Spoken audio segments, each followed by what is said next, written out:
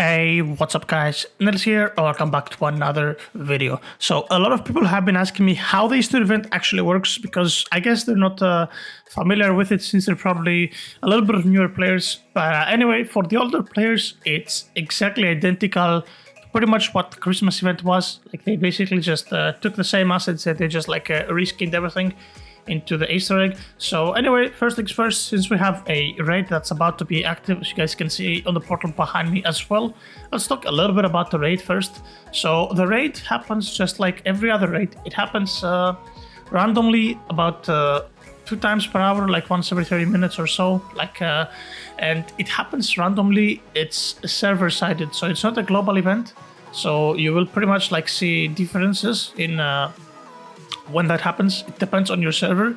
And yeah, so basically in most cases you're gonna get the same boss here, and you're not gonna get like a really good relic, but there is a chance that you will get a pretty insane boss that's very rare to spawn. Like back in Christmas it was the Grinch. I don't know what the boss is gonna be now, the rare one.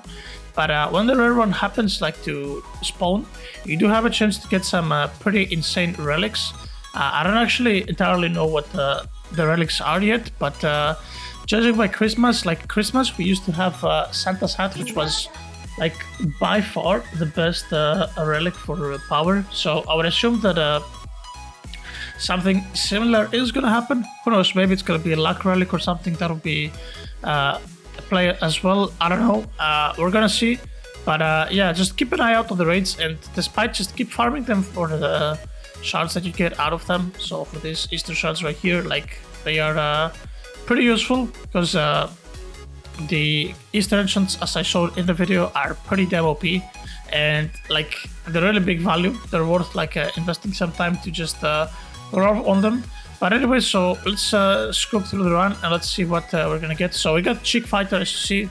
This is the standard boss. This is not a rare version of the boss that I mentioned. So yeah, just standard. Let's see what we're gonna get out of it. Then I will show you guys a little bit the rest of the Easter like eggs and stuff like that, all the locations, just so you guys know. Okay, so there we go. Just one more round around the tree and we should be good. Okay, there we go, boom, and there we go. So boss is dead. We got 18 shards, and what relic did we get? Ocean Breeze egg. Okay, this is completely useless. It's a pretty shitty egg. It's this one. You guys, you can see I have plenty of them in my bags right now. But yeah, like all of these relics are not really good. Like maybe the last map relic is gonna be good if you are lucky enough. Like this, for example, this Banner Egg Twins is actually better than the mantle. I think the mantle was 12.9k. Maybe I'm mistaken here, but yeah, like this is a pretty decent like damage relic to use if you end up getting it. But anyway, so the biggest takeaway and why Easter event is actually super OP is because of the eggs that we have scattered throughout the maps. Now, unfortunately, I don't know, I woke up like 30 minutes ago, and for whatever the reason, I just decided to actually go ahead and kill everything instead of doing it in the video. So everything is going to be on cooldown, but that doesn't really matter. So anyway, starting here with the Dark Forest. Up here we have those 2 small eggs. So these, as you guys can see, are only on an hour cooldown. They're like 40 minutes left now, since I killed them 20 minutes ago. So now we're gonna skip Calco and we're gonna go over to Demon Hill. So we're skipping one map and we're going to the next one. Gonna climb up here. You have another egg here. So as you can see, 2 hours cooldown on this one. And obviously again we're skipping Polar. We're going to Ether City and we're gonna climb up here. And we have the golden egg here, also 2 hours cooldown, as you guys can see as well. And skipping Underworld in the same fashion. Ancient Sands right here. So let's go over here. And there you go. Ancient Sands, 8 hours cooldown on this one. So cooldown just jumps a lot from 2 hours to 8 hours, as you can see. Then in the similar fashion, we're going back to Mystic Mines. We're skipping Enchanted Woods. This one you want to go over here to the right side. And you want to go over here to this egg. So 12 hours cooldown on this egg. Like back in Christmas, this egg had the best power relic in the game, I think.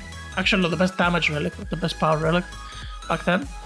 Pretty nice egg design as well, yes. Next up, Mystic Mines. We're going to Marine Castle. Obviously, again, we're skipping one. And it should be somewhere right here. Okay, there we go. So there's the next egg for us. Again, this is 8 hours cooldown. I don't know why it goes from 8 to 12 back to 8. Honestly, no clue, but yeah, whatever, it doesn't really matter. And then off to Crack Canyons we go. Another egg. So it's right here, like below the Darkness Vendor. So 15 hours cooldown on this one. This is pretty much much higher cooldown. And then off to Underwater we go. And I'm just gonna climb up right here on this place. And there you go, another 15-hour cooldown egg. Oh, it actually has bubbles as well. Okay, that's a nice touch to the egg. I like it. It's a pretty nice touch.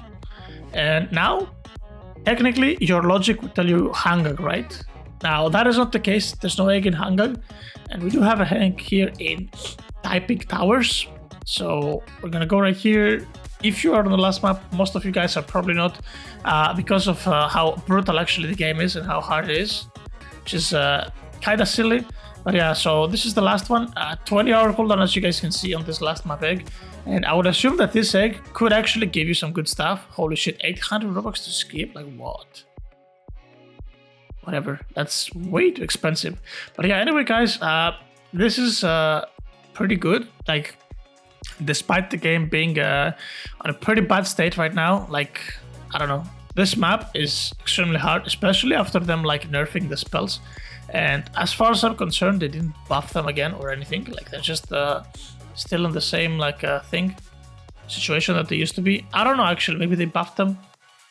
No clue, you guys can let me know, but I didn't notice any difference, honestly, in spells, at least for me personally. Maybe you guys did.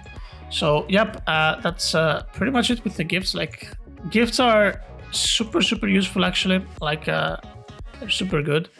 And like, if you keep farming them basically as close to cooldown as possible as you can, obviously, like, you're not gonna be on the spot, yeah, like deadass, like killing it the minute it comes off cooldown. Like, if you try to kill it as fast as possible as you can, like, and try to like keep track of them sort of, and like if you're on your computer, just pop around and kill them, it's gonna help you. Like, all of these damage boosts, I basically made them back in Christmas. Look at this, 1,000 damage boosts in my inventory. Well, these are not all of them from the boosts, but most of them are. Like, you see all these like 30-minute boosts are from the gifts. And 30-minute boosts are like pretty big compared to like 10 minutes and 5 minutes from the dungeon, right? So yeah, that's it's a pretty good like investment to farm them. You also farm like shit ton of shards, as you guys can see. Like, that's pretty much how I had the over 10k arcane shards, which I never used. I just had them from back in Christmas, and I just like never used them because of magic drops. And there you go, like already like at 500 Easter shards as well, just from that. And you do get these relics, which are pretty useful. Like, if you just factor in the fact that all you have to do is like, you just have to run around, take a spin around the map and just kill everything. Like, you get all of those relics which you can feed. Like, they're pretty damn useful, I would say. Like, look at this. Let's just try to see how much XP we got out of this. So, Shark's Bite. Okay, there we go. Now, I had a couple of these like ocean breezes, so it's not gonna be very clear as to how much I got, but there we go. Like, it's almost 2 levels. I'm not gonna use my XP relics. I will save them for now. I actually got them about 18 hours ago or something, 20 hours ago, before I went to bed. It was like 7 in the morning for me. So yeah, that's pretty much it, guys, regarding the Easter event. As I said, try to farm it as much as possible. Like, it's really just gonna help you. Pretty good addition. Like, if only they stayed longer, right? But yeah, unfortunately the game has one too many issues right now, so this doesn't really like make the game better, unfortunately. But yeah.